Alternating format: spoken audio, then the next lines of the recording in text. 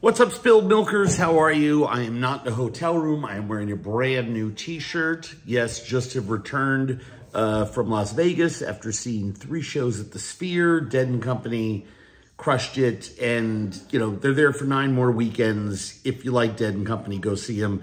If you like live music in what, to my mind, is now the preeminent venue in the world to see a show, Rush, go check it out. But obviously, this trajectory of success that the Sphere is on after U2 and then Fish and now Dead & Company, I mean, I would imagine every band in America that has enough of a songbook to execute, especially the historically important bands. I mean, imagine the Stones there, or Paul McCartney, or is this enough reason for the Talking Heads to get back together? I mean, oh my God, but my mind is exploding. I want to move to Vegas and just see every show that you could possibly see at the Sphere until I'm dead. But I love live music. What can I say? All right, let's get right to it. Your questions.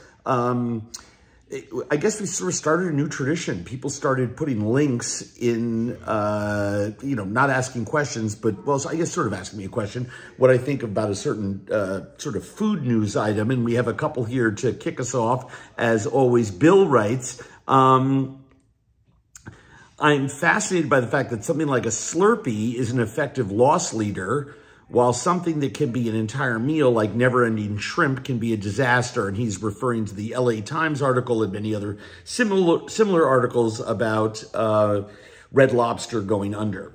Well, here's the thing. I mean, the Slurpee is a great thing to give someone at basically at cost, right? So if the cup and the ice and the flavoring and the labor and the little slice of overhead and everything means you have to charge $1.25 to make 25 cents on it because it costs you $1 to put it in someone's hand, you do it. In fact, maybe you give it to people, a small one, for free because you want them to buy the fries and the burger and be return customers and say, wow, I walked out of there paying $10 for fries and a burger and I got a free Slurpee, right? That's what, you know, fast fooders are experts at. But Red Lobster made the big mistake about, you know, providing people a very expensive item, shrimp, in an all-you-can-eat situation when it's the main course. So everything else that you might make money off of, the coffee, an appetizer, well, people are going to skip appetizers. They're there to eat shrimp. So what are you going to sell them, a $3 Coca-Cola? Or ginger ale? I mean, it really just was. And by the way, Red Lobster was not doing well when that deal went down. And so even though they started at like $18, then went to $22 and $25 for all you can eat, they were already losing millions and millions of dollars, and it just wasn't sustainable anymore. You know, I'm blanking on the name of the restaurant that has the never-ending salad bar or never-ending salad bowl and breadsticks. That one's great because everyone's going to walk in there and order the pasta, which they make a lot of money on to begin with. So that's a great way to bring folks into your establishment and create business. And by the way, restaurants out there, you can do that from like 5 to 6 or 10 to midnight, you know, times you're not necessarily busy. I mean, almost a decade ago, restaurants started doing these bespoke burgers available, you know, from 10 till closing, 10:30 till closing, only at the bar. And it brought people in, right? I mean, those are the kind of cool promos that I think restaurants are going to be turned to more and more and more. Second question, Jenny writes, you talked about how most restaurants don't make money. True. Or so little money, in other words, low single-digit percentage points of profit, and that has to go back into the business every year. Owners aren't pulling out dollars at that point. This eater story, oh, and she puts the eater story, we'll put these stories in the link. We'll put it in so that you guys can all check it out. This eater story about restaurant groups becoming new chains makes the argument that it's far more efficient for a restaurateur to own multiple concepts and locations. True, I'll explain why in a second. But they also have a story in the same package about Anthony Mangieri of Una Pizzeria Napolitana in New York City, who's decided to stay indie. Yes, Anyway, I suppose you might have some thoughts. I do. Obviously, the difference here is that Una Pizzeria Neapolitana is, to what many people think, is the best pizza restaurant in America. I think it's certainly top 5. I think what Anthony Mangieri has done is unbelievable. But despite the high cost of producing his pizzas, it's still dough, sauce, and cheese, right? So he has better margins than most people, and he has a specialty item that people are willing to line up for no matter where he opens, right? So that's different. You have to look at all aspects of the restaurant. That's different than most restaurants that have to have very large menus, let's say an Italian menu or a continental menu or a Japanese menu, and have higher costs associated with all those things. They're bringing in more ingredients from their vendors each day. They have to train more cooks in more styles of food and so on and so forth. I have a lot of friends who are owners of restaurant groups that own 6, 7, 8, 24 one-off restaurants. And the nice thing about that, each one is its own independent LLC or company. If one fails, it doesn't take down the others, which is very, very important. And you have different economic models and different pay structures in every single restaurant. So if you own 24 different concepts and one is a deli, you've got a completely different price point and pay structure and maybe employee benefits package for that group of employees versus ones in your fine dining tablecloth restaurant. So you have to remember that if you own, say, 10 restaurants and each one is different, you're ensuring more longevity because you have different concepts at different price points with different economic foundations for each one. So you're sort of insulating yourself against a lot of different problems. Anyway, other questions. Chuck, you talked about Haiphong being the best-selling sriracha in the States. True, it is. What is your take on the change in their flavor because of their dispute with their supplier? Most people cannot tell the difference, Chuck. Yes, they switched to Underwood Ranches. They were growing their own. Haiphong was in a Bizarre Foods episode, or Zimmern List episode. I forget which one. Anyway, I've been to their factory a couple times. I know the people at the company. I've been to their fields. I've watched the migrant workers, legal and illegal, picking the peppers at their old fields. We followed the peppers back to the factory. We were allowed complete access, saw how everything there is made. It's quite something. Anyway, they wound up getting rid of managing farms and just saying, we're just going to make the sauce. And they contracted with Underwood Farms to supply them with the peppers. Underwood is now selling their own sriracha with the peppers that essentially built Haiphong after the dispute and the split between Haiphong and Underwood. Haiphong now buys peppers, I believe, from Mexico. The more the merrier. I mean, this is the way the cookie crumbles, right? Go check it out. I'm not a big fan of sriracha because I'm not like a garlic guy. I do hot sauces that aren't garlic focused. Spencer writes, is it true that it's okay to eat raw chicken in some countries? I eat raw chicken here in America, my friend. I seem to remember Bourdain eating raw chicken in sushi. Well, it was actually, I do not remember that, but if it's rarely used in sushi. However, I do a raw chicken sashimi. I actually made it 2 years ago at Bottle Rock. I'm going out there this coming week, so if you're out in Northern California, see you at Bottle Rock. If you get farm fresh chicken, I mean a chicken that is, dispatched in the morning, flash chilled, brought to you, it doesn't have the same salmonella in it that factory raised chickens do. We put salmonella into chicken, by the way, by speeding up our factory processes. And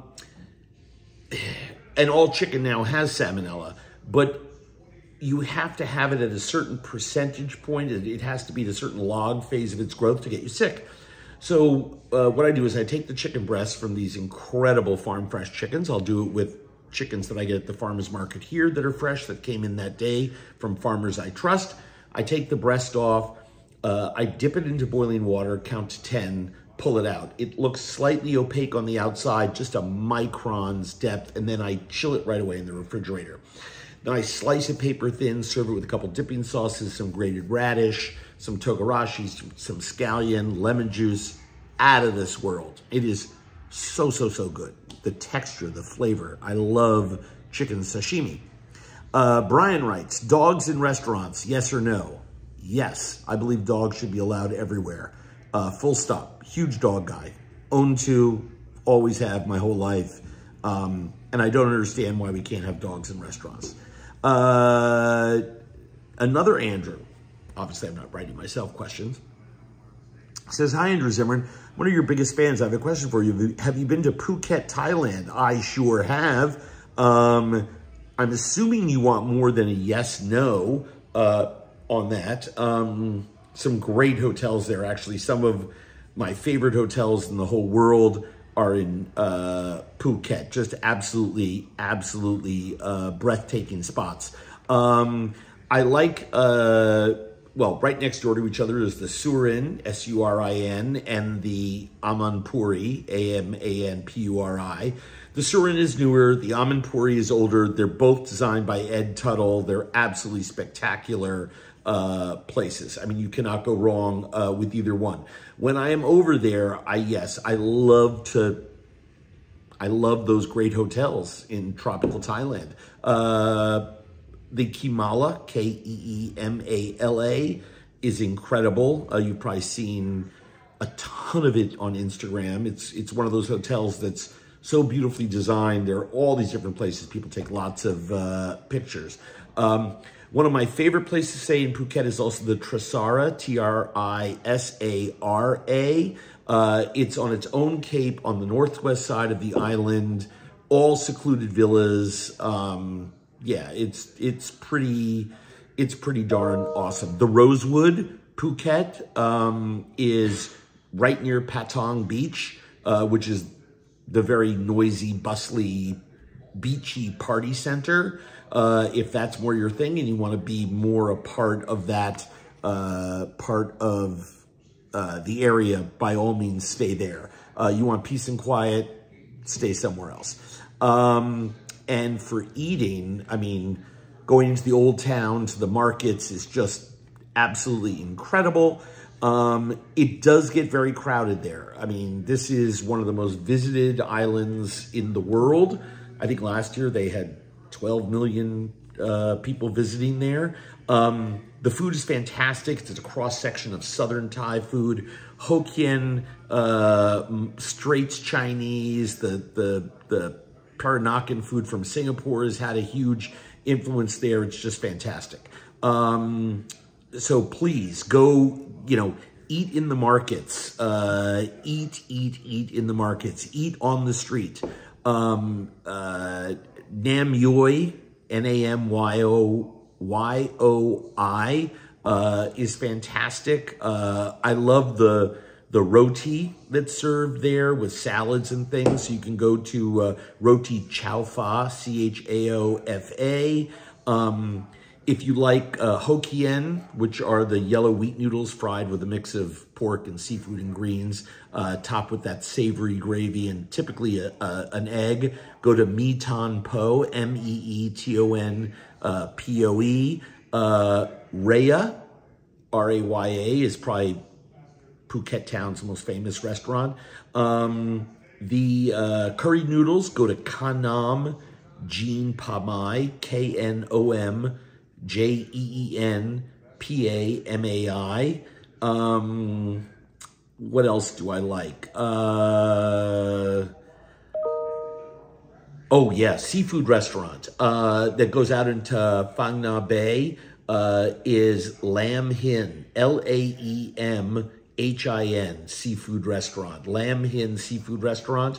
Another great one, Mor Mudong, M-O-R-M-U-D-O-N-G.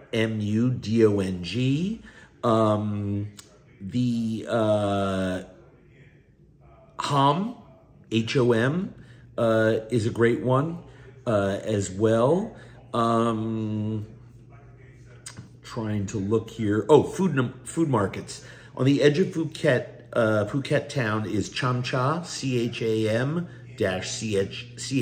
market.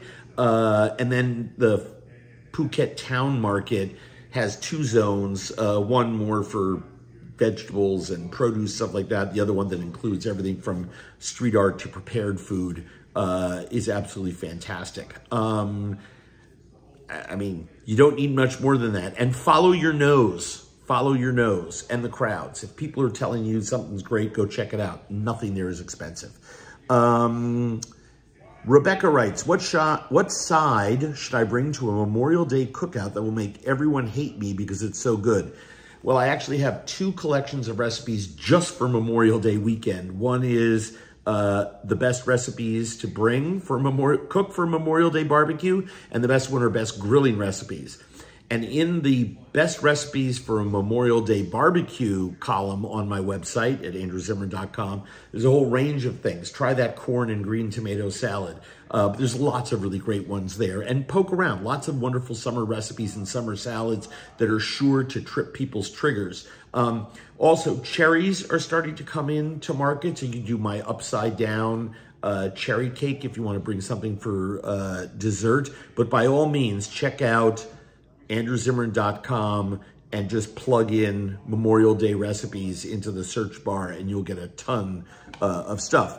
Rochelle writes, going to Dublin for 2 days only, seeing Pearl Jam while I'm there. Wow, I would love that. Where would you eat? I have a ton of Dublin recommendations. We're gonna put them below the paywall so everyone who subscribes can see them.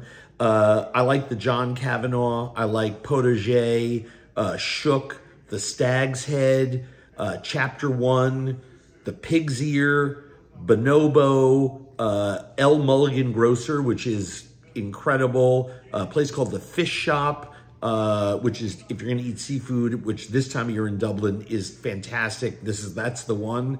Place called Mr. S, which is actually Malay Irish food. Believe me, it rocks.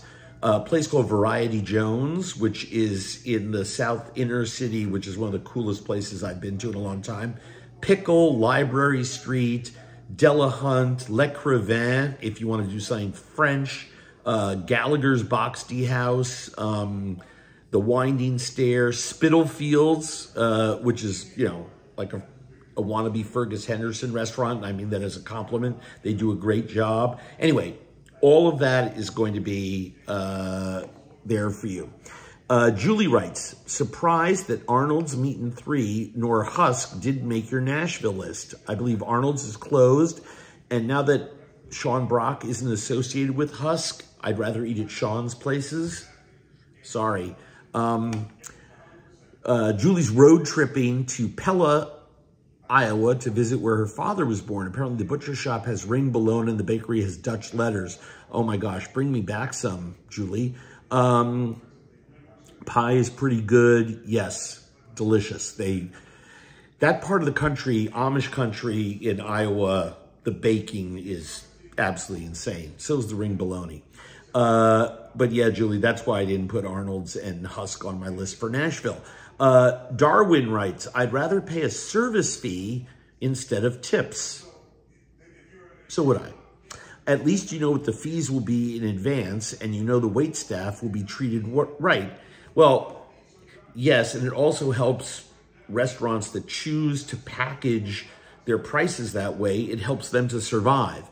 These laws that are, I mean, they just enacted one in California. They're trying to push one here in Minnesota that are eliminating junk fees across the board in a one-size-fits-all thing. Helps those of us that are sick and tired of those extra charges in hotels, buying plane tickets, all that kind of stuff. You know, where you buy a plane ticket for $400 round trip and it costs you $525, but only $10 of it is taxes because of all those hidden fees.